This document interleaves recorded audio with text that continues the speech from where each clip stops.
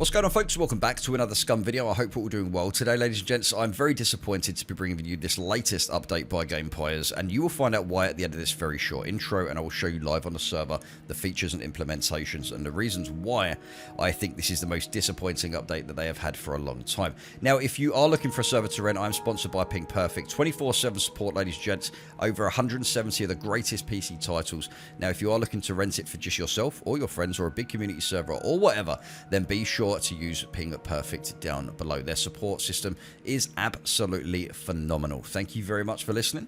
Let's get right into this. Okay, so as always, guys, the patch notes are down in the description below, so you guys can go check them out anytime you wish during this video. If you want to pause it, go and have a read for yourself. Now, let's get into this. So firstly, I just want to explain about the bikes. So we've got the mountain bike and we've got the city bike that is currently now back in the game, which is great, as we are getting the vehicles one by one, and they are modular as well, which is what we're looking for too. So we've got the bikes back into the game, and we've also got the motocross bike, we've got the Volkswagen, we've got the Laker as well. Now, this is where the controversy begins, and the forums are going mental, and I don't blame them, because there seems to be some very dumb decisions being made for this game, and it makes you wonder if the devs actually do play this game at all in any way and understand how the players actually utilize the game that they're actually creating. And I know it sounds a bit far-fetched, because I'm not one to put a negative standpoint on anything with these patches, but guys, it's time to actually say something about this rather than just saying everything's great all the time. So this is definitely going to be a cause for concern here. So you guys know we've got the locks. We have the locks we put on doors.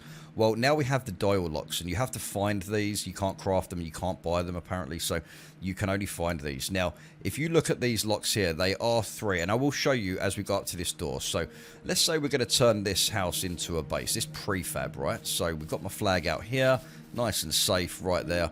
And we've got a prefab here, so I've put some metal around the windows. Looks like I've missed one now.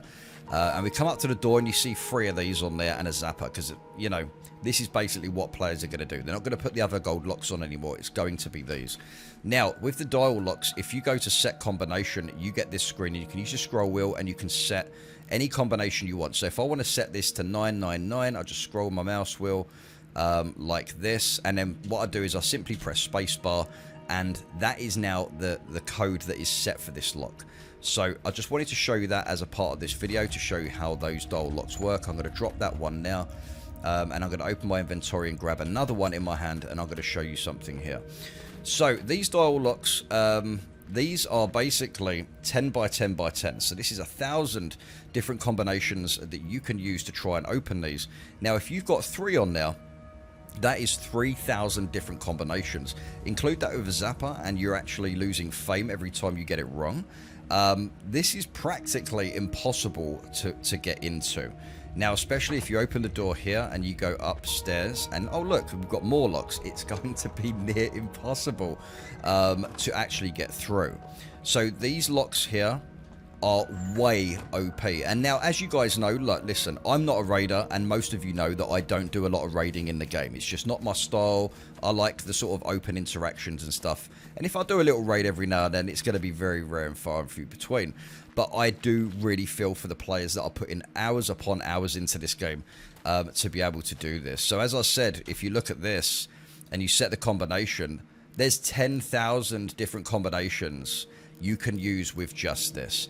So if you have 3 on one door, that's 3,000 different combinations. Now, if you have 2 doors, that's 6,000 combinations if you have 3 on each. And obviously, if you have a 3rd door in the house, that's obviously 9. So we have 9,000 different combinations. So we've got 3, 6, and then we've got 9 up here on this door, including with an advanced zapper.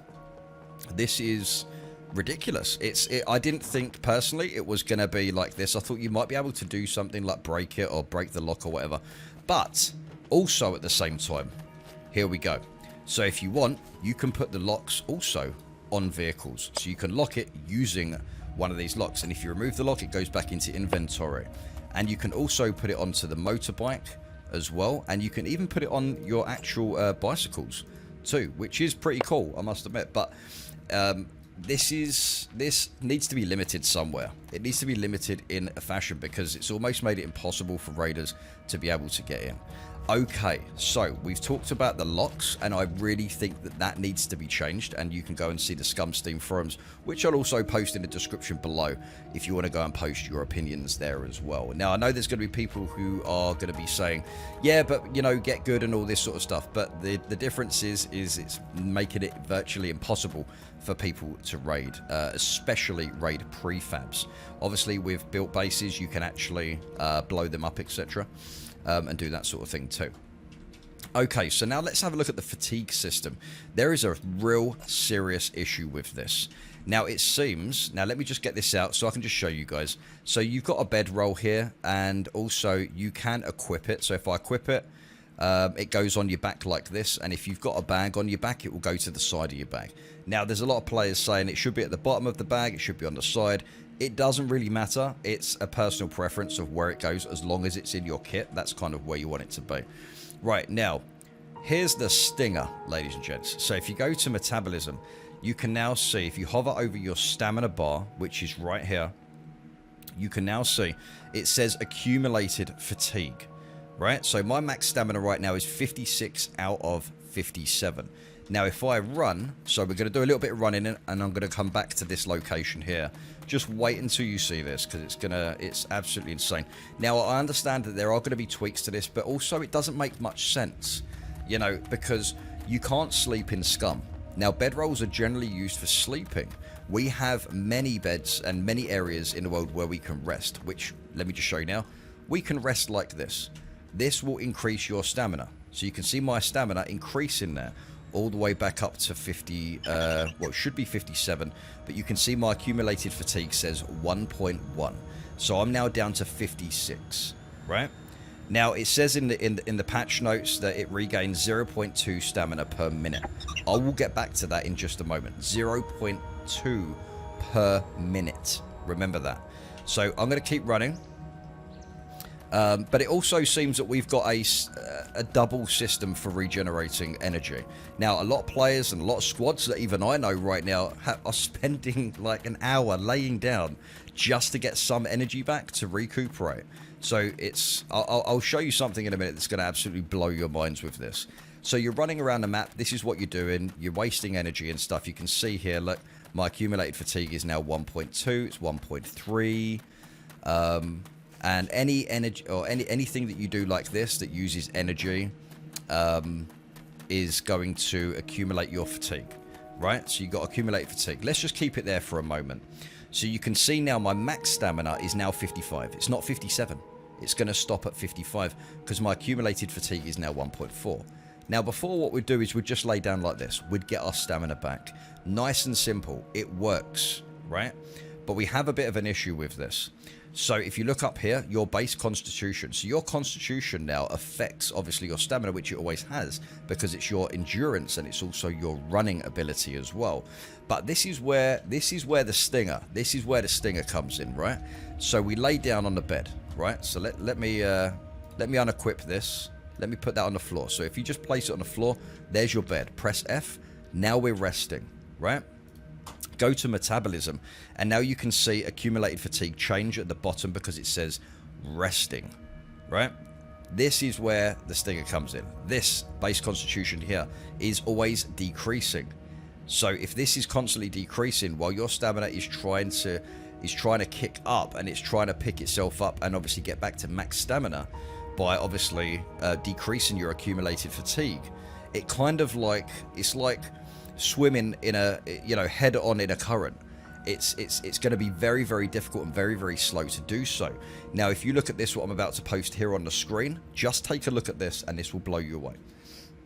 So the update notes say sleep and regain 0.2 stamina per minute. So 5 minutes to regain 1% stamina. So if you are down to 80% stam, it will take you 100 minutes or 1 hour and 40 minutes just to regain that up to 100% again. So that's 100 minutes of laying in a bedroll, helpless against human or AI enemies, having to stay at your computer screen and watch your sleeping character like a hawk the whole time to ensue somebody or something doesn't wander across you and kill you. Yep. That sounds like a lot of fun. Now, I completely agree with this person. This person posted this on the forums, but this poster here has put it literally perfectly. It saved me a lot of time. But this is exactly what I wanted to get across to you here.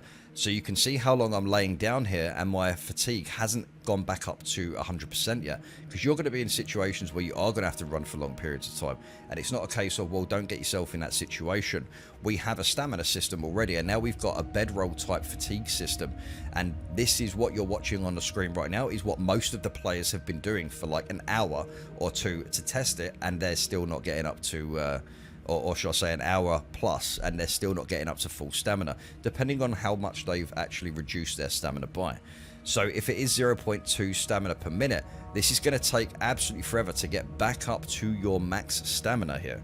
It doesn't make any sense to bring something in that's just going to ruin the fun of the game. We want to be playing this game, not laying down on bedrolls, because we don't have a true sleeping system, ladies and gents. So this is kind of their option to bring in a bedroll, or is it for the sake of bringing in a bedroll?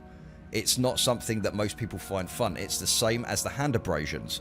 You know, going through gloves every 5 minutes and then you're doing a bit of work and suddenly you're bleeding out is absolutely ridiculous. There's so many things coming to the game recently that has changed it in such a way where a lot of the players are leaving.